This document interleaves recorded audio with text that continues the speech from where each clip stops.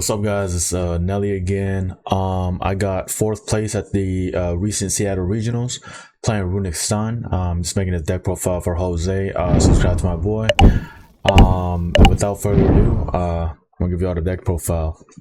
All right, so for the monsters, we play 2 Amano Iwado. This card is just really good. I see people playing the border, but I think there's just a lot better going second. Border doesn't really do much, especially like people could play around it by summoning different types.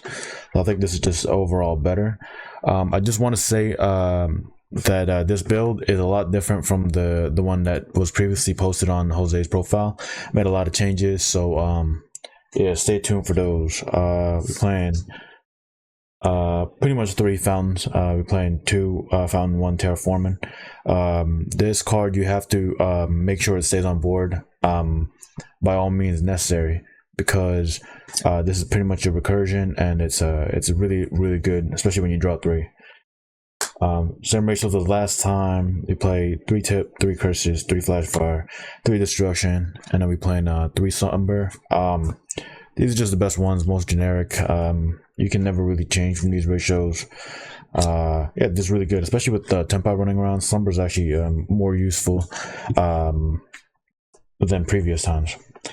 And then we play 1 storm, 1 droplets. We cut the dispelling just because I thought the spelling wasn't really impactful enough. I think these are like way better, especially like, for example, U-Bell boards. They like to put up a lot of cards. Same with VV, so you can pretty much banish at least 5 when you go up against those decks. I played 3 dualities, obviously. Cards is that good, and this is like one of the biggest changes. I made this change literally like the night before Seattle Regionals, just because me and a friend were talking and did some theory, and we figured this card was actually, well, he didn't think so, but I thought this card was pretty darn good. I'd say 3 upstarts is the change here. Upstarts is really good, just because I was playing deck lockdowns before in the main, and the problem with that is it's almost instant win going first, but going second, it's not really that impactful unless you're playing against like Flu Wanderies or another deck that summons from deck.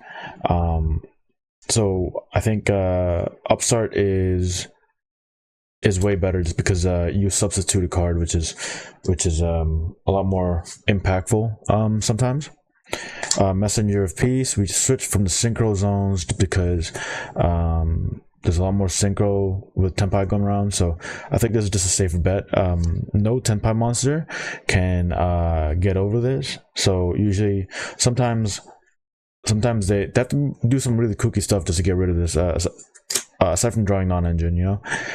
Sometimes they'll summon the guy that pops, the synchro the monster that pops, but they lose to monsters in doing so. So I think Messenger Piece is a good substitution. And then we're playing the 2 time tearing, same as last time. And then obviously the 1 card of the Mize, and we're making the Snatch Snail because I really like Snatch Steal. Snatch Steal versus Snake Eyes is it's pretty clean, to be honest, especially if you steal Appaloosa or something. If they don't respect that you're maining this, which most people, I haven't seen another person maining this, but if they don't expect it, it's just really good. They can't really play around it, and you can steal like some other stuff, and it's for the purely matchup. You know, one of the purely cards got out the ban list, so it's actually not that bad. Normal summon a mono and then steal their purely monster is actually a really clean play. Especially like you get to use that 5 material purely monster once the mono goes back to hand. Of course, playing a 3 skill drain, the best fill in the game. It's just too darn generic, that one, and we're still playing the 1 of each limited card, just because card is clean. Just gets rid of the boards. But obviously post side, you have to remove at least 1 of these. Extra deck, we're playing 3 Hugin, playing 3 Gary, playing 2 Munin, 1 Stimir, 1 Frecky. Same ratio to the last time, pretty much. Freckies is really clean, this format, just because tempi. Stimir, you can force a synchro summon, or sometimes you can even wait till they go use synchro, and if you have another Runick in hand that can interrupt, this card is actually like battle phase ending, which is really important in that matchup. Play 2 Typhons, 1 Exoton, and 1 Baguska. Same as last time, same explanations. Just the most impactful. And then 1 SP. Typhon's really good because, like, if you're under skill drain, you're on skill drain, and your monsters are like pretty much low stats wise. If you happen to summon this, like 2900 is actually hard to beat over. So it's actually not bad. Then we're playing the 3 lava golems. Lava's just the most generic. I want to play Spearmos, but not enough decks summon more than 2, so that's fine. 2 Inspector, same as last time. Sorry, Jose, edit that out. We're playing 2 Cosmics, 1 Harpies. This generic back row removal, you don't really need that much back row removal because you have in-engine destruction.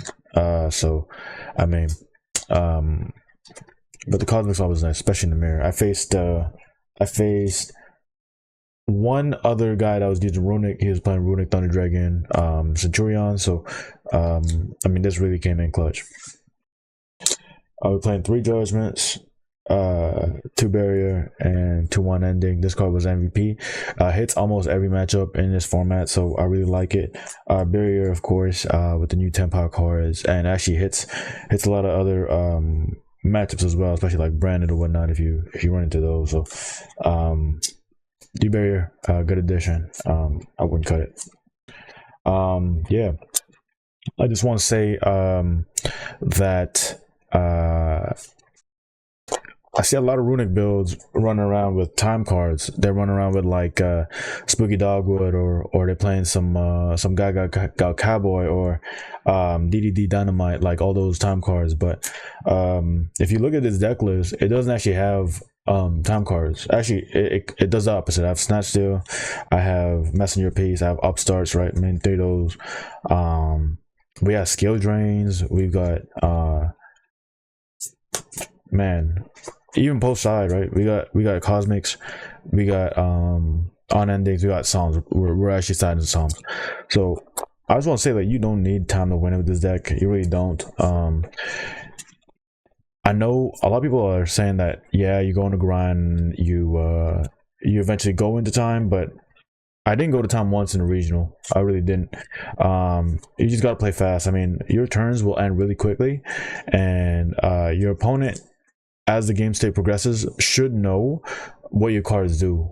I mean, like, they're not gonna keep reading the goes match each turn, right? So I don't think you should be going into time with this deck too often, and that's actually one of the main reasons that I'm playing the Runick Golden Droplet, just because to mitigate those type of situations. This card can banish. I mean, if you resolve this like what 2-3 times, like for most decks, that's already 40% of their deck. So along with the other cards you're activating, like, you should be able to deck them out real quick. So yeah, you don't need time to win. I really don't think so. And then yeah, that's the deck profile. Follow my boy Jose. I'm gonna give a shout out to the CWG guys. My boys Matt, Jagger, Sam, Calvin, Josh, Teo, Runick, the rest of the bandits. Thank you for showing out. And yeah, that's deck profile. Nelly signing out. Peace.